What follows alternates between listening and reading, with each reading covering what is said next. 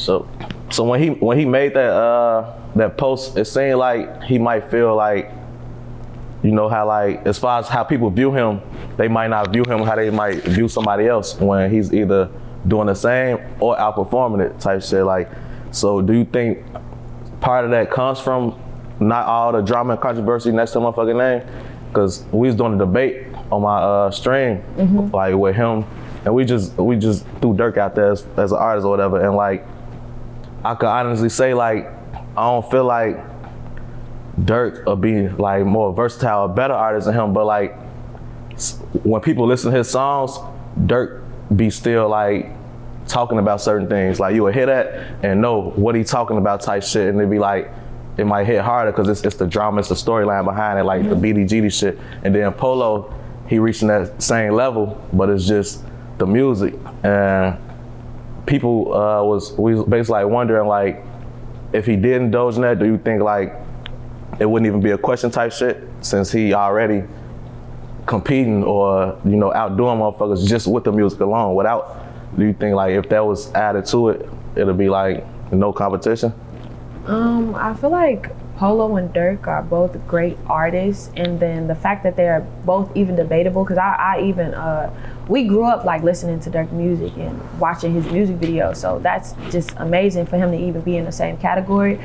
But I just feel like statistics wise, numbers wise, like Polo is one of the most streamed artists in Chicago. He's one of the most like platinum plaques, numbers and things of that nature, and because of his humility, because of he doesn't do gimmicks, because of all of those things, it gets overshadowed because people, they don't understand it. They like, this nigga, he ain't in no PR relationship. He not in the blogs heavily. He not paying the blogs heavily. He not doing none of this stuff. How does he have this fan base that he has? How is he making these numbers that he has?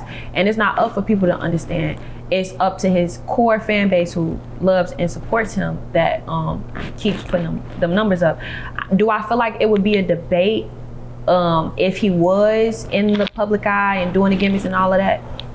It's gonna always be a debate. People always, the greatness that comes from Chicago is always debatable.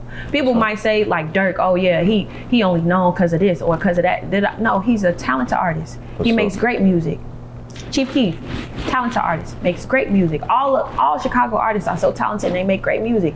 And people get so lost in that because they try to follow the gimmicks of either our culture or the relationships that people have, or all of these other different things. And it's like, they just make good ass music, point blank period. And I feel like it's gonna always be debatable, but I don't give a fuck about the debates as long as them numbers up there. Yeah, I was gonna say, we checked the numbers and he was even Young Boy, his Spotify was past his. Yeah, that's why I was like, he got a song, I'm the one with platinum 3 times in the trenches, that's why I'm the top in the rack. Like, people not gonna get that to him, but it don't matter, because guess what? When he get them plaques and he hang them up on his wall, that's all he gotta think about. So all the gimmicks and all of that, or what it would have been if he had a did this, that, and the third, he don't gotta do none of that, because he's where he is without doing it. Yeah. So he cool. And like, I would say like the public perception, they gonna come along anyway, because like when you think about it, he did all this shit like quick, like, you know, 18. Like people ain't even had a chance to really like. Bruh, that man, 18 years old, like he came in this shit, and not even that, within a year, multi-million-dollar deal, like platinum plaques, #1 song, like by himself, no gimmicks, no none of that. So that's why it'd be hard to put him like say if somebody was your favorite artist, right? You be rocking up for 10 years, then he come his first year or second year and doing that is like, people be like, basically like they feel like it's hard to just accept that, like. Yeah, and then not only that, like the contents of his music, like a lot of people be like, oh, this song saved my life. This song described exactly what I was going through. So like, that's the biggest thing. Like when I go to shows and see people with tattoos, or see people like being like, oh yeah, you saved my life. I was on the verge of committing suicide, and like I listened to your music and it helped me. Like, I think that that's for a lot of Chicago artists, like that's the way that they look at it. They're not thinking about the numbers. They're not thinking about who to top this, who to go this, who to da.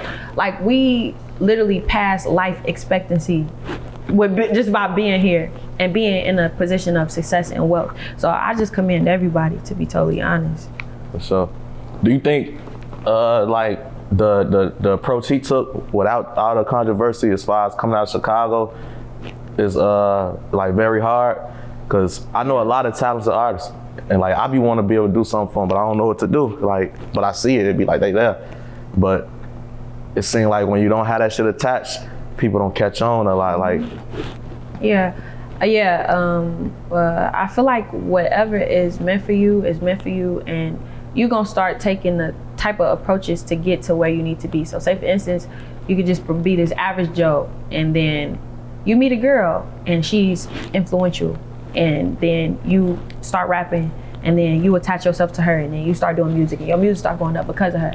It's all preordained, it's all predestined.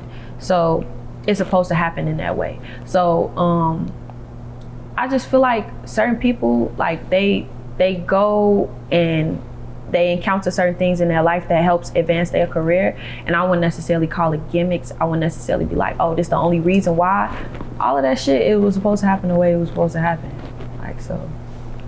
What would you say like the best advice or some advice you got that stuck to you as far as, it only gotta be career-wise, life? Just always remain humble. Humility is the best gift that God could ever give you, because no matter what phase that you encounter in life, like life is going to give you highs, life is going to give you lows. You're going to be in positions where you bless materialistically beyond what you could have ever imagined. But if you don't stay true to yourself, you're going to lose yourself within the midst of all of that. So humility is always going to ground you and remind you of where you come from, how far you've came, and the people in your life that helped you get there. So like humility is the biggest thing to me. Like a lot of people be like, with me, they be like, oh, Leilani, like you're a girl's girl. Like I'm just so happy that you're not bougie, or you're not like this, or you're not like that. And I'm like, I know what it's like to not have nothing. I know what it's like to sleep on the floor. I know what it's like to have to pick between the food I'm gonna eat or the clothes I'm gonna put on my back. So I would never look down on nobody. I would never like treat nobody as if they were lesser than, because it was a few situations where I was lesser than. So me remembering that, it don't necessarily make me feel like low. It make me feel high, because it's like God protected me for some reason, and He put me in a position to where I could help other people, or I could be that light for other people. So I'll never forget that humility that I have. Is there anything that like you used to be able to do that you can't do now, that you miss, that you had to give up? I used to miss just being able to just go outside free. Like, you feel me? Like now, change, jewelry, all of that, you gotta have security. You gotta be on point. You gotta be, also just not only for myself, because I'm typically more social out of all of my siblings. None of them are social. It's just me. And so like I sometimes go outside without security, but just for their sake, or for their safety, or just for their conscious, I make sure I'm well protected everywhere that I go. So I just wish that I could just be free and just be outside and just not have to think about those things. But like, I gotta have a black truck, I gotta have a driver, I gotta have a security guard, I gotta have like all of those things, enough is to keep myself safe. You got to though. Yeah, for sure.